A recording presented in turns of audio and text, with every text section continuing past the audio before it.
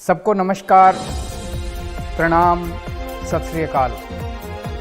नमस्कार, चलिए जानते हैं दिल्ली की 25 बड़ी खबरों को सिर्फ 5 मिनट में। इससे पहले आप इस वीडियो को प्यारा सा लाइक नहीं किया तो वीडियो को प्यारा सा लाइक कर दीजिए और अभी तक इस चैनल को सब्सक्राइब नहीं किया चैनल को सब्सक्राइब कर दीजिए। और हाँ, दिल्ली की कहां से आप इस वीडियो को देख रहे हैं कमेंट बॉक्स में कमेंट कर जरूर बताइएगा। चलिए वीडियो शुरू करते हैं। प्रगति मैदान टनल में वाहनों की आवाजाही शुरू, इस वजह से लगा था ब्रेक।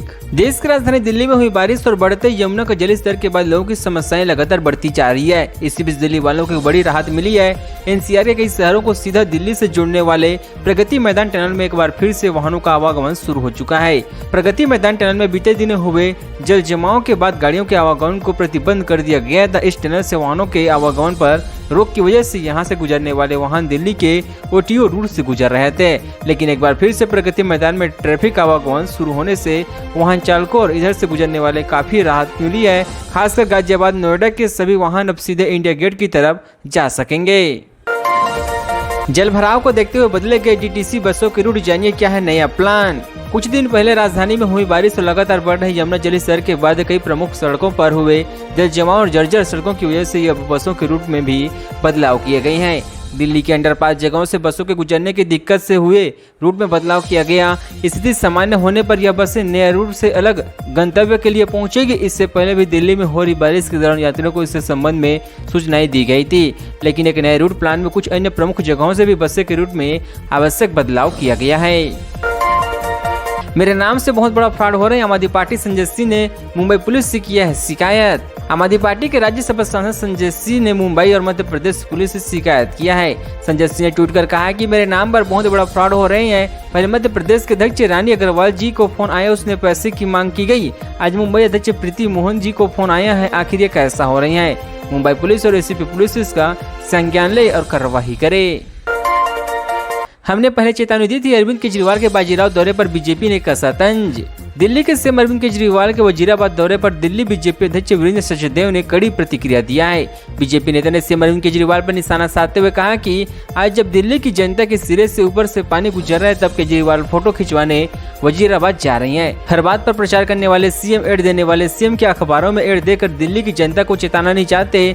3 वाटर ट्रीटमेंट प्लांट बंद हो गई, जिससे आने वाले समय में दिल्ली की जनता को पीने वाले पानी का समस्या होगी। इसकी पूरी समस्या के अरविंद केजरीवाल जिम्मेदार है। अब पीने के पानी को तरसेगी दिल्ली, 3 वाटर ट्रीटमेंट प्लांट बंद, 25% सप्लाई होगी प्रभावित। राष्ट्रीय राजधानी दिल्ली की यमुना के जलस्तर में लगातार बढ़ोतरी की वजह से राजधानी में रहने वाले लोगों को चारों तरफ से कई तरफ की परेशानी घेर गई है। एक तरफ बारिश ने दिल्ली के अधिकतर रिहायशी इलाकों में और सड़कें जलमग्न हो गई है, तो दूसरी तरफ दिल्ली की 3 बड़े वाटर संयंत्र के बाद होने वाले दिल्ली वालों की समस्या पीने के पानी का गंभीर संकट उत्पन्न हो गया है। दिल्ली के सभी स्कूल रविवार तक रहेंगे बंद, सरकारी दफ्तर के कर्मचारी वर्क फ्रॉम होम करेंगे। पिछले कुछ दिनों के दौरान हुई बारिश और हरियाणा के हाथीकुंड बैराग से लगातार पानी छोड़ने जाने से दिल्ली के निचले इलाकों में बाढ़ का खतरा पहले से ज्यादा गंभीर हो गया है। गुरुवार को भी यमुना के जलस्तर में लगातार बढ़ोतरी जारी है। केंद्रीय जल आयोग की ओर से यमुना जलस्तर को लेकर जारी ताजा अपडेट के मुताबिक यमुना पानी खतरे के निशान से 208.86 मीटर तक पहुँच गया है। गुरुवार शाम तक जलस्तर 208.75 मीटर को पार करने का पूर्णतः अनुमान है। यह हाल उस समय का है जब दिल्ली में मंगलवार से बारिश हुई है। इसके बावजूद यमुना के जलस्तर का 45 साल पुराना रिकॉर्ड टूटने में दिल्ली वालों के लिए शुभ संकेत नहीं है। फिलहाल यमुना का पानी सीएम अरविंद केजरीवाल के आवास से DTS, Karnal road, commissioner gate, out ring road, Yamuna Bazar, RTO Delhi gate सहित दर्जनों इलाकों में फैल गया है।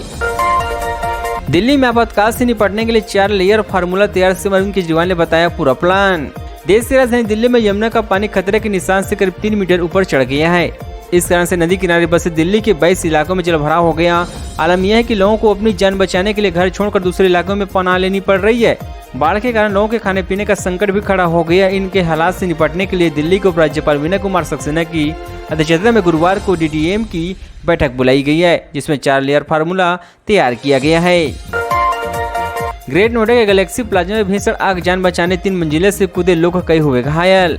दिल्ली से सटे ग्रेट नोएडा के वेस्ट गैलेक्सी प्लाजा में भयंकर आग लगने की सूचना मिली है। आग लगते ही गैलेक्सी प्लाजा में अफरा तफरी का माहौल बन गया। जान के खतरे में देखकर कई लोगों ने तीसरी मंजिल से छलांग लगा दी। घटना में कई लोग घायल हो गए हैं। यह घटना वेस्ट गैलेक्सी प्लाजा बिरखा थाना क्षेत्र के तहत गौरव सिटी एरिया की है। मिली जानकारी के मुताबिक ग्रेट नोएडा गैलेक्सी प्लाजा में आग लगने की मुख्य वजह शॉर्ट सर्किट बताए जा रहे हैं। बता दें कि Galaxy plasma great Noida Wester के गैर सिटी 1 के AQ1 में स्थित है। ये आग इमारत की तीसरी मंजिल में लगी हुई थी। बिरखा थाना पुलिस ने मामले की जांच शुरू कर दिया है। जब पंडित धीरेन्द्र शास्त्री ने बीजेपी नेता की तारीफ में पड़े फसीदे, बोले हिंदू शेर मेरा चेला है। बागेश्वर धाम सरकार की ग्रेट नोएडा में चल रही श्रीमद् भागवत कथा का इस वक्त खूब सुर्खियां बटोर रही है। श्रीमद् भागवत कथा के दौरान कथावाचक पंडित धीरेन्द्र कृष्ण शास्त्री ने बीजेपी नेता कपिल मिश्रा की जमकर तारीफ की। बागेश्वर सरकार ने कहा कि कपिल मिश्रा हिंदूवादी नेता है और मुझे बहुत प्यारा है। बता दें कि बागेश्वर धाम सरकार ने कथा के बीच में कहा कि नफरत नहीं हम प्रेम के आदी हैं। बता दें कि बागेश्वर धाम सरकार ने कथा के बीच में कहा कि नफरत नहीं हम प्रेम की आदी हैं और गर्व से कहते हैं हम हिंदूवादी हैं। आगे धीरेन्द्र कृष्ण शास्त्री ने कहा कि आज की कथा में एक और हिंदूवादी बब्बर शेर कपिल मिश्रा आ गया है। ये भी हमारे लिए बड़ा प्यार, हमारा बड़ा पक्का चेला है। ये हिंदू के लिए जो काम करे वो काबिले तारीफ है। चंद्रशेखर आजाद के बीएसपी सुप्रीमो मायावती को बताया राजनीतिक गुरु कहां अलग होने के हैं बावजूद। लोकसभा चुनाव की तैयारी में जुटी बसपा प्रमुख मायावती ने दिल्ली को डेरा बना लिया है। माने जा रहा है कि पश्चिम उत्तर प्रदेश में आजाद समाज पार्टी और भीम आर्मी प्रमुख चंद्रशेखर आजाद के बढ़ते प्रभाव से मायावती चिंतित है। सवाल पूछे जाने पर चंद्रशेखर आजाद ने मायावती की लंबी उम्र की कामना की। उन्होंने कहा कि राजनीतिक प्रभाव सफल उसी वक्त माना जाएगा जब दलितों का उत्थान होगा। उन्होंने बहुजन आंदोलन बढ़ाने में मायावती से आशीर्वाद मांगा है। बता दें कि मायावती और चंद्रशेखर आजाद बहुजन समाज के अधिकारी की लड़ाई का दावा करते हैं। ऐसे में अलग अलग धुरी बनाकर क्या बहुजन समाज के अधिकार की लड़ाई जीत सकती है। यूपी बीजेपी के मिशन 80 के लिए क्यों जरूरी है पूर्वांचल, जाने क्या कहता है यहाँ का समीकरण। लोकसभा चुनाव को लेकर भारतीय जनता पार्टी के बड़े स्तर पर तैयारियां शुरू कर दिया है। जहां एक तरफ बीजेपी प्रदेश भर में महा जनसंपर्क अभियान चला रही है, तो वहीं दूसरी तरफ टिफिन बैठकों के जरिए कार्यकर्ताओं में उत्साह भर जा रही है। बीजेपी का सबसे ज्यादा फोकस यूपी पर है, क्योंकि यहां से लोकसभा की सबसे ज्यादा 80 सीटें आती है। पार्टी ने इस बार सभी 80 सीटों पर जीत का लक्ष्य रखा है। इन सब के बीच यूपी का पूर्वांचल इलाका काफी अहम माने जाते हैं, लेकिन पिछले चुनाव के आंकड़ों पर नजर डालें तो यहाँ पार्टी को मशक्कत करनी पड़ी थी। भारी बारिश के बीच कोटद्वार में मालम नदी पर बना पुल ढह, प्रशासन ने बंद किया आवाजाही। उत्तराखंड के कोटद्वार में भारी बारिश से चलते मालम नदी पर बना पुल ढह गया है, जिससे चलते भारभर इलाके का कोटद्वार से संपर्क पूरी तरह से कट गया। वहीं इस पुल से गुजर रहे 2 लोगों की इसकी चपेट में आ गए हैं। इस घटना की खबर मिलते ही यहाँ राहत एवं बचाव कार्य शुरू किया गया है। वहीं प्रशासन ने तत्काल यहाँ से आवाजाही को बंद कर दिया गया। हालांकि इस हादसे में किसी का हताहत होने की खबर नहीं आई है। ग्रामीणों ने इसकी वैकल्पिक व्यवस्था तैयार किए जा रही है।